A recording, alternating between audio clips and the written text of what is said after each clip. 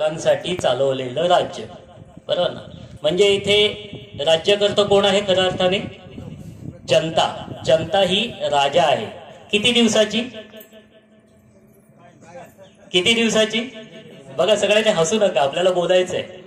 जनता किती दिवसाची राजा आहे? 1 दिवसाची राजा, आणि त्याच्या 8-15 दिवसासाठी असणारी धमाल, आहे की नाही? एकदा का इलेक्शन मतदान डिक्लेअर झालं की ते डिक्लेअर होण्यापासून ते मतदान होईपर्यंत हा मतदार राजा असतो. त्याला त्या मतदान केंद्रावर गेल्यानंतर असं काही भव्य स्वागत होतं की बाबा तू कुठे होतास. अगदी त्याला घरी गाडी आणायला जाते, त्याला सगळी व्यवस्था असते त्याची. आतमध्ये व्यक्ती गेला, मतदान करून बाहेर आला, बाहेर येणाऱ्याला कोण विचारत नाही आलास का मतदान करून. बरोबर आहे का चुकीचं आहे? बरोबर आहे ना? तर ही आपल्या राज्याची सध्याची अवस्था आहे, ठीक आहे ना? म्हणूनच आपण ह्या संघटनेचं किंवा ह्या संस्थेचं नावच ठेवलेलं आहे जनता सरकार मोर्चा. बघा तुम्हाला इथे दिसत असेल जनता सरकार मोर्चा. याचा अर्थच आहे की जनता सरकार आहे, दुसरं कोणी सरकार नाहीये. तुमच्या आणि माझ्या हातामध्येच सगळं काही आहे. पण आपण म्हणतो ना की तुझं आहे तुझं पाशी परी तू जागा चुकलाशी. आपलं सगळं आपल्याकडे आहे पण आपणच विसरलोय आणि त्याची आठवण आपल्याला करून द्यावी लागते. जसं आपल्याला माहितीये की हनुमंताकडे भरपूर शक्ती होती, हे की नाही? खूप शक्ती होती, पण त्याला एक शाप सुद्धा दिला गेला होता की जोपर्यंत तुला तुझ्या शक्तीची कोणी आठवण करून देणार नाही तोपर्यंत तू एक वानर म्हणून राहशील, आणि ज्या दिवशी तुला तुझ्या शक्तीची आठवण करून दिली जाईल त्या दिवशी तू हनुमान होशील. तर आपल्या सगळ्यांना हनुमान व्हायची इच्छा आहे का? व्हायची आहे का? किती जणांना हनुमान व्हायचंय? हात वर करा. अरे वा, फोटो घ्या सगळ्यांचा, कारण नंतर काही हात खाली येतात. ठीक आहे, थोडीशी मस्ती करतो, कारण मस्करी केली की आपल्याला एकमेकांना थोडंसं एकमेकांमध्ये मिक्स होता येतं, ठीक आहे. तर आपल्याला सगळ्यांना हनुमान व्हायचंय. जनता सरकार मोर्चा हे खूप मोठं अभियान आहे, खूप मोठं काम आहे. या कामाची सुरुवात आपण आत्ताच केलेली आहे आणि या कामातून आपण आज सगळीकडे प्रचार आणि प्रसार आणि माहिती देण्याचं काम करतोय. यालाच आपण जनजागरण किंवा जनजागृती म्हणतोय, ठीक आहे ना? जनतेमध्ये जाऊन जनतेची जागृती करण्याचं काम सध्या आपलं चालू आहे. आता इथे जेव्हा आपण सगळे एकत्र येतो तेव्हा सगळ्यांच्या मनामध्ये एकमेव विचार असतो, ती म्हणजे कर्जमुक्ती. कारण कर्जमुक्ती ह्या विषयाला सगळ्यात जास्त हायलाइट केलेला आहे किंवा जास्त जोर त्या गोष्टीवरती दिलेला आहे.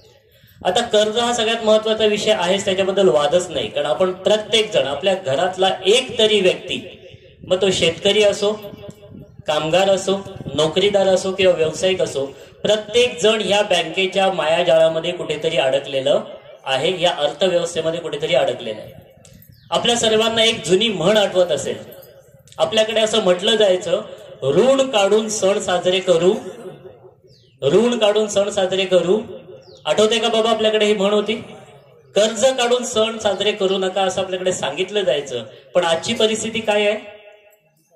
हातातला मोबाईल कर्जावरती, घरातला फ्रीज, दारात उभी असलेली गाडी, घेतलेला फ्लॅट, काही जणांची शेती, शेती लावायसाठी, शेती कापणीसाठी, शेती बाजारात उत्पन्न पोहोचवण्यासाठी कर्ज कर्ज कर्ज कर्ज आणि कर्ज. सगळेजण कर्जाच्या फेऱ्यात अडकलेले आहेत. ठीक आहे. असं हे कर्ज, ज्या कर्जाला आपल्या लोकांनी नकार दिला होता, बाबा कर्ज घेऊ नका, आयुष्य जगा, सुंदर आहे, छान आहे.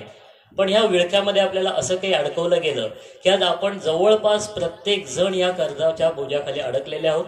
आणि सगळ्यात दुर्दैव असं आहे की एक कर्ज फेडताना जर काही त्रास झाला की त्या कर्जाला धरून आपण दुसरं कर्ज, त्या धरल्यावरून तिसरं कर्ज, म्हणजे एक खड्डा बुजवण्यासाठी दुसरा आणि दुसरा बुजवण्यासाठी तिसरा, असे खड्डे आपण खणतच जातो आणि कुठेतरी आपण निघून जातो. आणि नंतर हा बोजा कोणावर पडतो? कुटुंबावरती. म्हणजे हे कर्जाच्या विळख्यातून बाहेर पडणं अतिशय कठीण होतं. आणि म्हणून हा आम्ही महत्वाचा मुद्दा घेतलेला आहे की कर्ज मुक्ती, कर्ज माफी नाही. प्रत्येकाने पहिला हा विषय समजून घ्यायचा आहे की आपल्याला कर्ज माफी नकोय, आपल्याला संपूर्णपणे कर्ज मुक्ती हवी आहे. आणि ही कर्जमुक्ती कशी मिळणार आहे हेच आम्ही तुम्हाला समजून सांगण्याचा इथे प्रयत्न करणार आहोत. हा विषय 15 मिनिटं, 20 मिनिटं, 1 तास, 2 तासामध्ये संपण्यासारखा नाही. हा खूप मोठा आणि खूप समजून घेण्यासारखा गहन विषय आहे. आणि म्हणून याच्यासाठी आपल्याला वेळ द्यायचा आहे. हे छोटंसं सेशन आहे, 1-1.5 तासामध्ये तुम्हाला जेवढा आम्हाला सांगता येईल तेवढा आम्ही सांगण्याचा प्रयत्न करणार आहोत. पण त्याच्यासाठी जसं परमेश्वर दादांनी सांगितलं की आपल्याला 2 दिवसाचा पुढे वेळ द्यायचा आहे आणि जे 2 दिवसाचा वेळ देतील ते निगरगट्ट बनतील, ते निगरगट्ट बनतील. आपला सगळ्यांचा प्रॉब्लेम हा आहे की आपण आपल्या लाजे खातर आहे ना, आपण इज्जत म्हणतो आपल्या लाजे खातर आपली इज्जत, आपल्या कुटुंबाची इज्जत, आपल्या परिवाराची इज्जत, आपल्या व्यवस्थेची इज्जत कुठे बाहेर रस्त्यावर निघू नये, लोकांपर्यंत पोहोचू नये म्हणून आपण लाजे खातर आजपर्यंत सर्व काही सहन करत आलोय. ठीक आहे ना. पण आता आपल्याला ह्याच्यातून लाज सोडायची आहे. आणि मी शब्दप्रयोग वापरतो, कदाचित रागवू नका, पण थोड्या वेळाने तुमच्या लक्षात येईल की सगळ्यांना पहिल्यांदा निर्लज्ज बनायचंय. क्या बात आहे की नाही. बघा, दादांनी बोलले, फक्त हे शब्द मला डायरेक्ट माईकवरून बोलता येणार नाहीये. ठीक आहे ना. तर आपल्याला सगळ्यांना निर्लज्ज बनायचंय. ज्या दिवशी तुम्ही निर्लज्ज बनता त्या दिवशी समोरचा घायाळ होतो, तुम्हाला काही काळजी करण्याची गरज नाही. ठीक आहे ना. तर असं हे आपलं अभियान आहे. पण या अभियानाचा कर्जमुक्ती हा एकमेव विषय नाही, लक्षात घ्या. कर्जमुक्ती हा त्याचा फक्त एक छोटासा टूल आहे, एक छोटासा भाग आहे. पण त्याच्यातून प्रत्येक जण व्यथित असल्यामुळे त्याला आपण प्राथमिकता देतोय. मग याच्यामध्ये आणखीन 13 वेगवेगळे विषय आहेत आणि या 13 विषयांना सोबत घेऊनच आपण पुढे जायचंय. कारण या जनता सरकार मोर्चाच्या बॅनरवरती जर का तुम्ही बघितलं तर त्याच्यामध्ये लिहिलेलं आहे, व्यक्ती निर्माण से राष्ट्र निर्माण. आपल्याला व्यक्तींपासून राष्ट्राकडे जायचंय. आपल्या सगळ्यांचा प्रॉब्लेम काय आहे की आपण वरून भाषणं देतो, खालच्याने असं केलं पाहिजे, खालच्याने असं केलं पाहिजे, खालच्याने असं केलं पाहिजे, खाली खाली आपण त्याच्याकडे येतो. आपल्या प्रत्येकाचा प्रॉब्लेम आहे, नवऱ्याला वाटतं की बायकोने माझं ऐकलं पाहिजे, बायकोला वाटतं नवऱ्याने माझं ऐकलं पाहिजे, मुलांना वाटतं बाबांनी माझं ऐकलं पाहिजे आणि बाबांना वाटतं मुलांनी माझं ऐकलं पाहिजे, मला वाटतं शेजाऱ्याने माझं ऐकलं पाहिजे आणि शेजाऱ्याला वाटतं मी त्याचं ऐकलं पाहिजे. असं दुसऱ्यांचं करता करताच आपलं आयुष्य संपून जातं, काहीच आपल्याला मिळत नाही. मग आम्ही सांगतोय की व्यक्ती पहिल्यांदा आपण बदललं पाहिजे. बघा, स्वतःत बदल घडवलात ना तर घरच्यांना जाणवतो की हा व्यक्ती बदलतोय. आणि तुम्ही बदललात की तुमच्या घरातले तुम्हाला साथ देतात.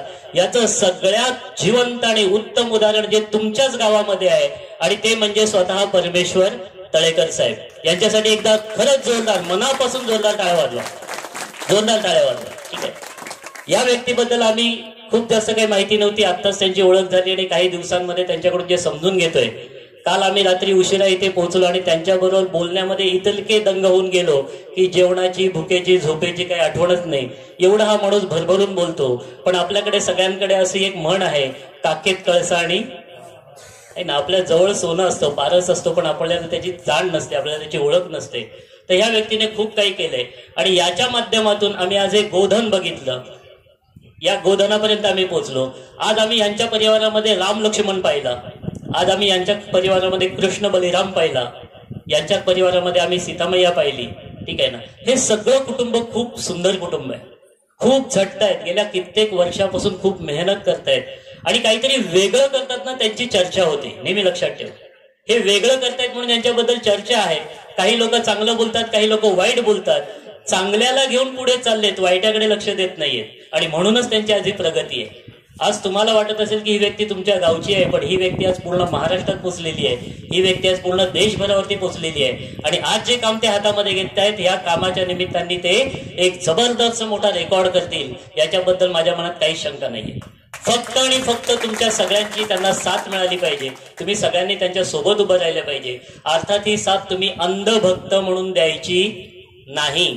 प्रत्येकाने विषय समजून घ्यायचा, पटला तर मागे उभं राहायचं, नाही पटला तर लांबूनच हात जोडायचे आणि बाजूला व्हायचं. बरोबर ना. कारण आपल्याला पटलं तर आपण असं म्हणतो की स्वतःला जोपर्यंत पटत नाही तोपर्यंत आपण दुसऱ्याला समजून सांगू शकत नाही आणि म्हणून स्वतः सगळं पटवून घ्यायचं. मग ह्या विषयातले जे अनेक काही विषय आहेत त्याच्यामध्ये आमच्या सोबत हे जे जनता सरकार मोर्चा आहे याला महाराष्ट्रात घेऊन येणारे प्रथम व्यक्ती, पहिले व्यक्ती म्हणजे आमचे मित्र किंवा माझे गुरु वैद्य डॉक्टर नवनाथ दुधाळ. त्यांच्यासाठी पण एकदा जोरदार टाळ्या होत्या. त्यांनी हा जनता सरकार मोर्चा आपल्या महाराष्ट्रामध्ये आणला आणि त्यांच्यामुळे आज ही क्रांती पुढे पुढे सुरू झालेली आहे. आणि मी आज प्रत्येकाला सांगतो की 1947 साली आपल्या देशावर काय होतं, 1947च्या आधी आपल्या देशावर काय होतं, पारतंत्र, गुलामगिरी. आपण दुसऱ्याच्या ताब्यात होतो, बरोबर ना? त्यावेळेला काही स्वातंत्र्य सैनिक आणि क्रांतीवीर उभे राहिले नसते तर आज आपली अवस्था काय असते? आज आपण तिथेच असतो.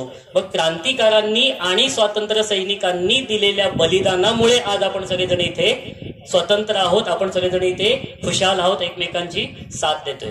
पण तुम्हाला सगळ्यांना आता काही वेळामध्ये लक्षात येईल की आजही आपण स्वातंत्र्यामध्ये नाही, आपण कोणाच्या तरी गुलामीमध्ये आहोत. आणि गुलामीमध्ये आहोत म्हटल्यानंतर आपल्याला ही गुलामी जर का जोडून लावायची असेल तर पुन्हा एकदा स्वातंत्र्य चळवळ किंवा क्रांतीवीरांची या देशाला गरज आहे. आपल्याला फक्त वेगळ्या माध्यमातून जायचंय आणि त्याच्यातूनच आपल्याला पुढे जायचंय. मग अशा वेळेला आज खूप चांगला दिवस आहे. वसुबारस, गोधनाची पूजा, गायीची पूजा, वासराची पूजा जी आत्ताच आपण महंतांच्या हस्ते केलेली आहे. आणि ही पूजा झाल्यानंतर तिच्याच बद्दल थोडीशी जास्त माहिती, तिच्याबद्दल काय बोलावं, जास्त माहिती देण्याएवढे आपण मोठे नाही आहोत, पण तिच्याबद्दल माहिती, तिच्यामुळे काय होऊ शकतं, अर्थकारण कसं होऊ शकतं, रोग कसे बरे होऊ शकतात. एक गाय वाचली तर एक कुटुंब वाचेल आणि एक कुटुंब वाचलं तर अखंड देश वाचेल. हा संदेश घेऊन गेली अनेक वर्ष कार्य करणारे वैद्य नवनाथ दुधाळ सर यांच्याबद्दल तुम्हाला थोडक्यात माहिती देतो. दुधाळ सर हे पेशाने डॉक्टर आहेत, शिक्षणाने डॉक्टर आहेत, डिग्री आणि डिप्लोमाने ते डॉक्टर आहेत, बरोबर ना? हे स्वतः टाटा मेमोरियल कॅन्सर हॉस्पिटलमध्ये ऍज अ सायंटिस्ट